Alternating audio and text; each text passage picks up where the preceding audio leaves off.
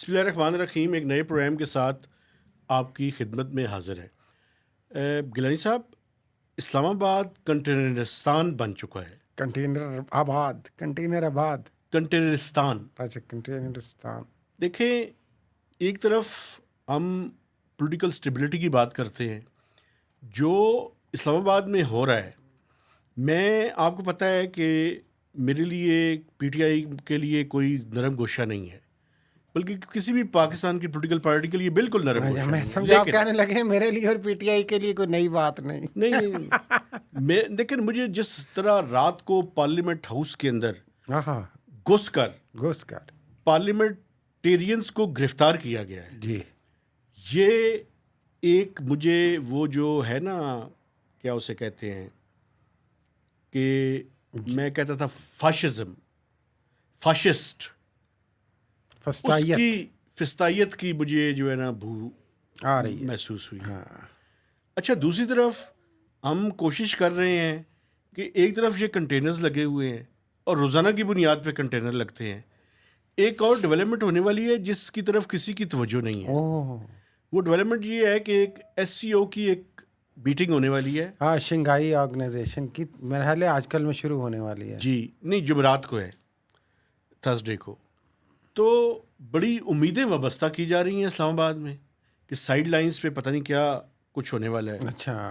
तीसरी तरफ आईएमएफ जो है वो हाथ नहीं पकड़ा रहा, अभी तक हाथ दूर है। अच्छा, दावे बड़े किए जा रहे हैं, लेकिन मैं आपको बता सकता हूँ कि हाथ अच्छा, पकड़ाई जो है वो नजर नहीं अभी आ अंगूर खट्टे हैं। अभी मैं आपको डिटेल में चलें, इस पे भी बात लास्ट करते हैं। सेगमेंट में हम ये बात करेंगे तो मैं आपके सामने रखूंगा डिटेल्स। मुझे ये बताएंगे ये जो पॉलिटिकल फ्रंट पे जो कुछ हो रहा है, आप इसको किस नज़र से देखते हैं और अल्टीमेटली हुकूमत का मकसद क्या है? पहले गिरफ्तार किया, आज सुनह छोड़ रहे हैं, चाहते क्या है? मैसेजिंग क्या करनी है? एक तो आप हुकूमत बेचारी को पता नहीं क्यों बीच में ले आते हैं। अच्छा, हुकूमत है ही नहीं। तो हुकूमत छोड़े, बस हुकूमत क्या है जो काबिल मजम्मत, हमने उस दिन भी कहा था, तकरीर ख़ास तौर पे अली मीन गंडापुर ने की, जो वज़ीर आला केपी थे, और रात को गायब हो गए थे मीडिया के मतलब जो बातें की उन्होंने, और उसके बाद उन्होंने जो कुछ पंजाब गवर्नमेंट को ललकारा, नहीं, रात को गायब हो गए उसके थे। बाद जो उन्होंने जर्नलों को भी कुछ कहा, काफी कुछ कहा, तो उसका देखें रिएक्शन। उन्होंने कहा फैज हमीद जो है आपकी पैदावार है। हाँ, जर्नल मैंने बनाया था। हाँ, नहीं है तो उनकी पैदावार, इसमें तो कोई शक नहीं ना।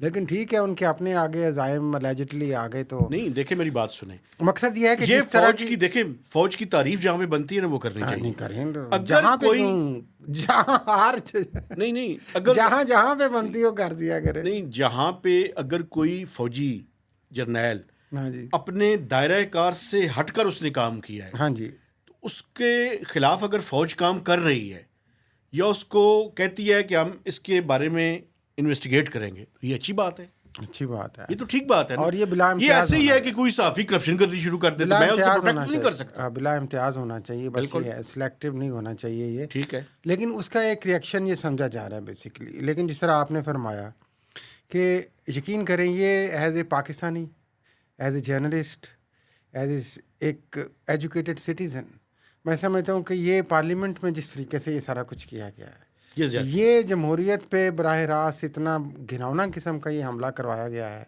और हुकूमत इसमें वो ज़ाहिर है कि खामोशी का किरदार उन्होंने अदा किया है। और टेसिट अप्रूवल, ज़ाहिर है अप्रूवल टेसिट क्या होनी है उनकी बस उनकी क्या ज़रूरत है। उधर से जो ऑर्डर आता है, पुलिस, आपको पता है, जो हमें कुछ लोग बताते हैं, बराह रास्त आप डायरेक्शन आती है आप पारा से और GHQ से, और वो उसको फॉलो करते हैं, वो गवर्नमेंट को नहीं फॉलो करते, एग्जीक्यूट करते हैं। और ये जो कुछ कल हुआ है उसमें गवर्नमेंट का कोई किरदार उसमें इतना नहीं है जितना उस घर का है, क्योंकि वो एक, I think they wanted to teach a lesson उनके बकौल कि ये जो कुछ इन्होंने कल तकरीर की है इसका मज़ा चखाना है उन्हें। आप देखें, कल से ही कंटेनर लग गए थे, और जो ही सेशन ख़त्म होता है तो पार्लियामेंट के गेट में गिरफ्तारियाँ शुरू हो जाती हैं। फिर रात गए 3:15 बजे के करीब, जब वो 5-6 गाड़ियाँ जो हैं वो एंटर होती हैं, नकाब पोश लोग जाते हैं, वो ढूंढते हैं वहाँ से कुछ लोगों को पकड़ते हैं, ये सारा कुछ देखें। जो नवाज शरीफ साहब और जो पाकिस्तान पीपल्स पार्टी जो इस वक्त इत्तेहादी जमातें हैं बड़ी, ये जो बात कर रही थी, आपको याद होगा जब हम 2014 की बात करते हैं, जब चीनी सदर ने आना था, और पार्लियामेंट का घेराव कर लिया था पीटीआई ने, इंतहाई काबिल मजम्मत है कमल, और वो उस वक्त नवाज शरीफ से इस्तीफ़ा लेना चाहते थे। तो उस वक्त तो सिर्फ पार्लियामेंट का घेराव था और उसको जमहूरियत में हमला किया गया था। ये इतनी शर्मनाक बात है, और ये तारीख़ का स्याह बाब कह लें इसको, या एक कालक कह लें, जो स्पीकर मौजूदा और इस हुकूमत ने अपने मुंह पे मल ली कि जनाब आपने इजाज़त दे दी कि पुलिस और उनके साथ जो दूसरे इदारे हैं वो असम्बली में घुस जाएं। इजाज़त और मांगी थी असम्बली से इजाज़त मांगी भी होगी तो उन्होंने कौन सा इनकार करना था यार। मेरा कहने का मकसद ये इजाज़त मांगी किसी ने नहीं ना, वो कहते हैं इजाज़त मांगी नहीं और ना दी है, तो उनकी इजाज़त ही इजाज़त है ना। बाद में अब स्पीकर अय्याज सादिक मोहतरम जो हैं वो बाद में जी मैं एक्शन लूँगा, मैं इंक्वायरी करूँगा। भाई कल जो सारा कुछ जो तमाशा चलता रहा उस वक्त आप तो खामोश रहे, उस वक्त तो आप एक लफ्ज़ नहीं बोले। इसको कहते हैं hands in gloves. Hands in gloves. और ये वाक़तन जमहूरियत को और पार्लिमान को इन्होंने इस मामले में नुकसान पहुंचाया। अच्छा, और देखें मैं पहले ये एक बात मुझे बताएं, आप पार्लियामान की बात तो कर रहे हैं, मैं मानता हूँ, जुडिशरी क्या कर रही थी? खैर जुडिशरी कर रही थी, खटखटा देते दरवाज़ा जुडिशरी का। लेकिन मैं इससे पहले ये ज़रूर बात करना चाह रहा हूँ मेहताब साहब, जी सर, बीइंग जिस तरह आपने कहा कि एक इम्पार्शल, एक इंडिपेंडेंट, देखें एक जलसा हुआ, उस जलसे में जो मुश्किलात पेश आई पीटीआई को वो उनका जिक्र हमने कल किया था। उसके बाद क्या होता है कि अगर तकरीरें होती हैं, वो तकरीरों का गुस्सा टाइमिंग पे निकाल के मुख्तलिफ हीले बहाने से इस तरह का क्रैक डाउन करना क्या सिर्फ वो उस डिलेड टाइमिंग को जस्टिफाई करता है? एक बात ये एक्शन उस चीज़ देखिए, मुझे नहीं पता, मैं आपसे सवाल नहीं बनता ना। देखिए ये गैर ज़रूरी रद्द अमल नहीं था, बल्कि ये गुस्सा था एक तरह का। मुझे एक बात बताइए, उस लिहाज शायद मैं से गलत कि कह रहा जलसा देर से ख़त्म हुआ तो आप इतना बड़ा क्रैकडाउन हूं। करेंगे? मुझे एक बात बताइए ना, शायद वो भी अगले दिन रात को। मुझे एक सवाल मुझे करने दें। आपको ये ऑब्जेक्टिव नहीं नज़र आता इसके अंदर कि ये जो पीटीआई के पार्लियामेंटेरियंस के ऊपर क्रैकडाउन हुआ जी, तो इसी क्रैकडाउन के अंदर अंदर हुकूमत जो लेजिस्लेशन करना चाहती है वो चाहती ये है कि बेसिकली दबाव में पीटीआई या तो दबाव में आए या कुछ पीटीआई के पार्लियामेंटेरियंस साथ मिल जाएं, चूँकि जो दबाव में ला के मिलने हैं ना। 2/3 मेजॉरिटी हाँ जी, जो रिक्वायर्ड है, सुने कुछ बंदों की कमी है उसमें। आप देखें बिल तो पेश कर दिया है बैरिस्टर दानियाल ने, और उन्होंने जजेस की तादाद बढ़ाने के हवाले से भी बिल पेश किया है। मुख्तलिफ रूमर्स चल रही हैं, एक तो तादाद बढ़ाने का बिल तो आ ही गया अब प्राइवेट मेंबर के तौर पे। अब ये भी एक बारीक काम है कि आप प्राइवेट मेंबर के बिल ले रहे हैं, गवर्नमेंट खुद पे लेवल नहीं ले रही कि गवर्नमेंट का बिल नहीं है ये। साथ में कुछ कह रहे हैं कि शायद ओवरऑल एज बढ़ाने की बात भी है, लेकिन अभी तक ऐसी कोई कंक्रीट में ये बात सामने नहीं आई है। लेकिन ये ऑब्जेक्टिव मुझे ये लगता है, ये है कि दबाव डालो और बाकियों को डरा डरू के कहो यार चलो चुप कर, हमें तो पता ही नहीं लीडरशिप किधर थी यार, वो पकड़े गए थे, चुप करके वोट दे दो यार। तो बट देखें ये तो जब वोटिंग की बारी आएगी उस वक्त पता चलेगा। लेकिन ये गैर ज़रूरी रिएक्शन और अली मीन गंडापुर की जो हाज़िरी थी बड़े घर रात में, को क्या हुआ है? बड़े घर में हाज़िरी थी उनकी, ज़ाहिर है, जिसको आप मिसिंग कह लें, जिसको गिरफ्तारी कह लें, जिसको मोबाइल फ़ोन बंद होना कह लें, देखें एक बात मैं आपको जिसको बताऊं, कहने गिरफ्तार नहीं हो रहा। मैंने रात को एक ट्वीट की जी, ट्वीट मैंने ड्राइव कर रहा था मैं, तो मैंने बड़ी एहतियात से ट्वीट की, और ट्वीट ये थी कि जो चीफ मिनिस्टर केपी हैं वो केपी हाउस में अरेस्टेड हैं।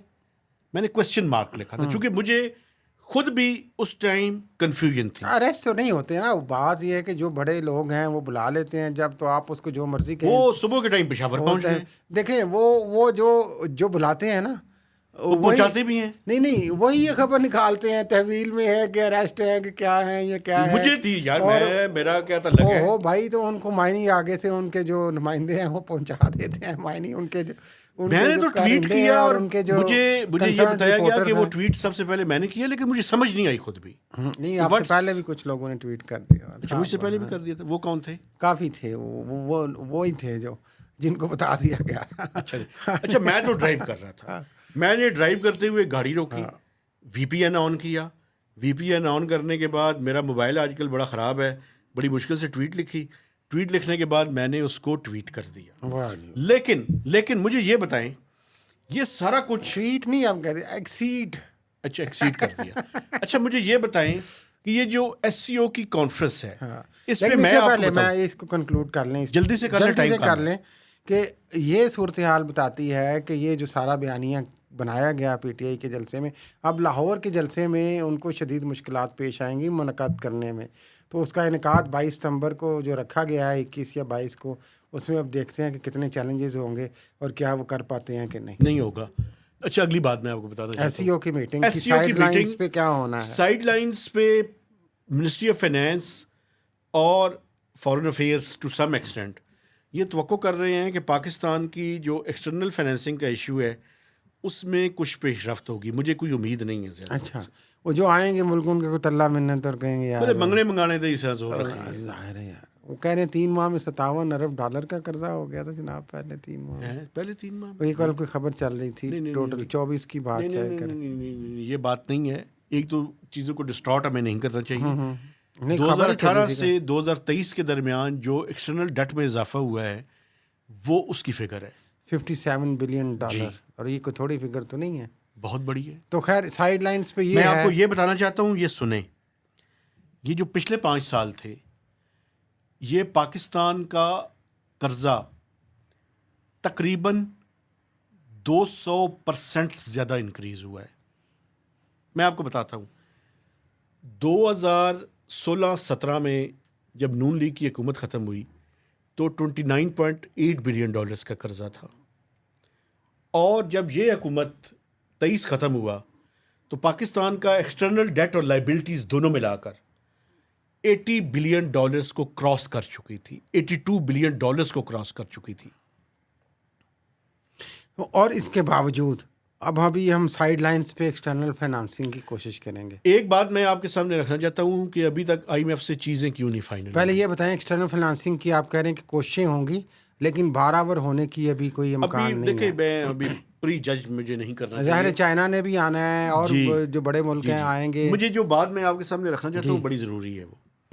वो ज़रूरी बात ये है कि एक्सटर्नल फाइनेंसिंग का जो गैप है 2 बिलियन डॉलर्स नहीं है, वो 2.5 है। ओके, IMF ये कह रहा है, बड़ा क्लियरली कह रहा है कि आप जो सऊदी अरब से हम 1.2 बिलियन डॉलर्स की बात कर रहे हैं, हाँ जी, सऊदी अरब हमें ये कह रहा है कि सऊदीज़ और UAE बड़ा क्लियरली हमें मैसेज दे चुके हैं। और ये जो मैं बात करने लगा हूँ ये पाकिस्तान के जो वक्फान हाल हैं, जो पॉलिसी मेकर्स हैं, उन सबको ये बात पता है। लेकिन पब्लिकली नहीं बताई जा रही, पब्लिकली और आप बता रहे हैं। मैं बता रहा हूँ।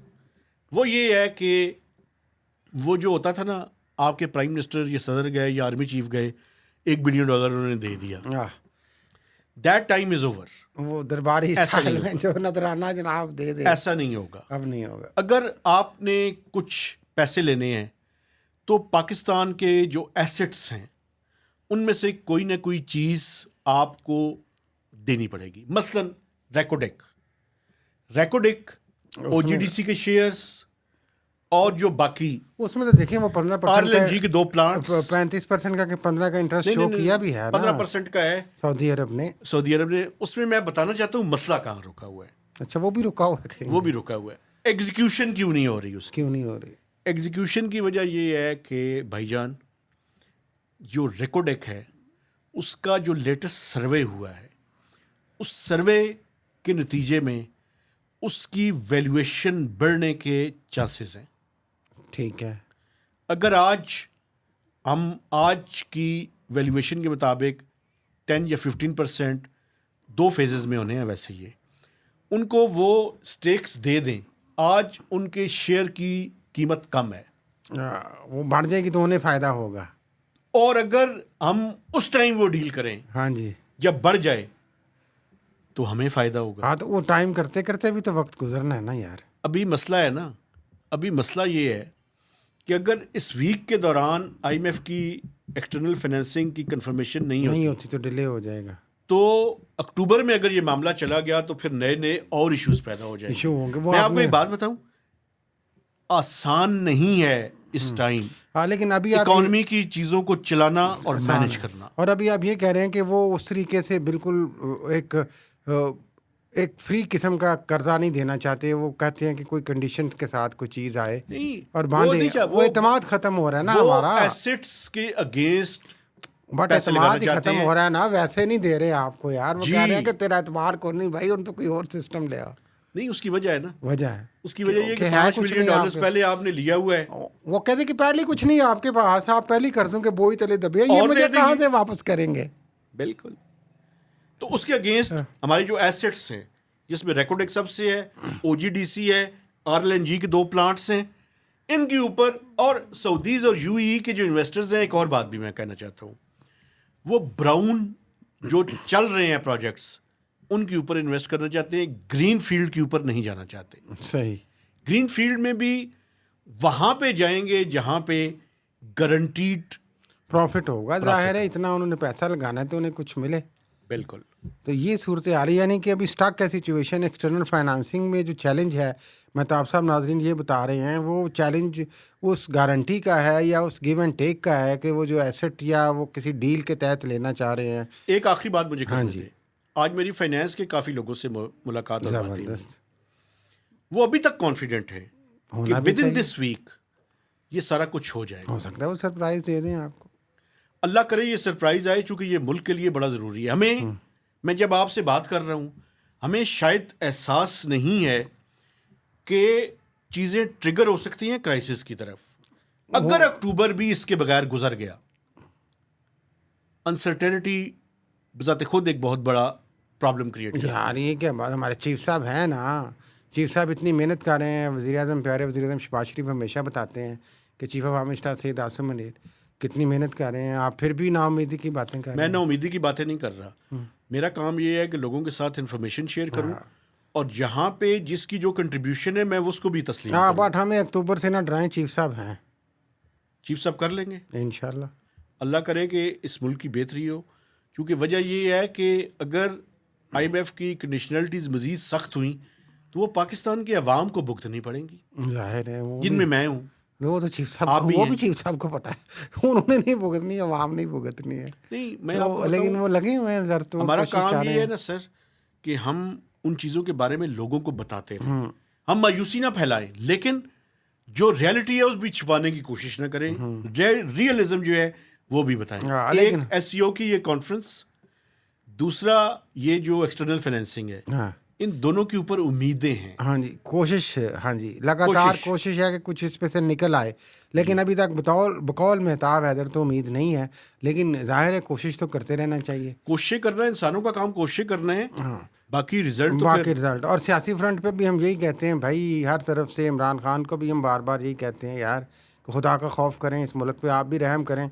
आप जितने मर्जी मकबूल हैं भाई, 100 बिस्मिल्लाह, आपकी मकबूलियत आसमान को छू रही है, लेकिन आप अपनी ज़िद और अपनी अना और हरदर्मी से थोड़ा सा आगे बढ़ जाएं। मैं लंबी मेहरबानी बात करें, काफ़ी लंबी हो गई है। मेहरबानी करें। और चीफ लंबी साहब हो से भी गई है। कहेंगे यार कम गुस्सा, यार लंबी। कम गुस्सा करें नहीं, सर, लंबी हो गई लेकिन बात। मेरी क्या जरूरत है, लेकिन हम तो मुझे कहने अपील ही दें, कर सकते हैं। मुझे कहने दें कि मसला ये है कि ये जो पाकिस्तान के policy makers, movers and shakers, establishment, हाँ जुडिशरी, जी, पार्लियामेंटेरियंस, डोरियां हिलाने वाले, एग्जीक्यूटिव, स्ट्रिंग पुलर्स, अल्लाह का वास्ता है ये मुल्क पे रहम करे सारे मिलकर। हाँ नहीं, वो तो नहीं करना चाह रहे अभी तक। अभी तक आपको लग रहा है वो रहम करना चाहते हैं? चीज़ें चल नहीं रही। हाँ, तो फिर रहम, जिस तरह का गुस्सा आप इस तरह इजहार कर रहे हैं, जिस तरीके से ये 1-2 दिन में हुआ है, आई मीन कि हमें थोड़ा सा बैलेंस क्रिएट करना है। PTI को भी चाहिए और बड़े लोगों को भी चाहिए, और बेनिफिशरी तो ज़ाहिर है चुप करके बैठे हैं, आप भी चुप करके बैठे हैं। चलें, फिंगर्स क्रॉस्ड, हाँ जी, अल्लाह करे कि मुल्क बेहतरी की तरफ जाए, इकॉनमी बेहतरी की तरफ जाए, दुआ है, लोगों की दुआ। ज़िंदगियों के अंदर दुआ खुशहाली ज़रूर है। है। आपसे गुजारिश है कि आपने हमारे चैनल को सब्सक्राइब करना है, इसकी शेयरिंग करनी है और मैक्सिमम इसके ऊपर कमेंट्स देने हैं। तो इजाज़त दीजिए, अल्लाह हाफ़िज़।